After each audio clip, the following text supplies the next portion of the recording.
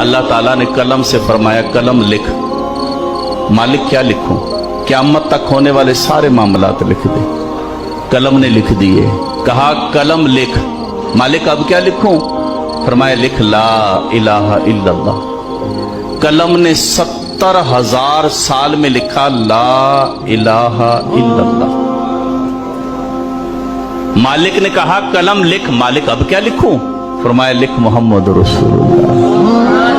قلم نے جب محمد کی میم لکھی نا تو قلم پہ وجد آ گیا، قلم گر گئی، اس میں قط لگ گئی، قلم گری رہی پھر اٹھی۔ 70,000 سال میں قلم نے لکھا محمد الرسول اللہ۔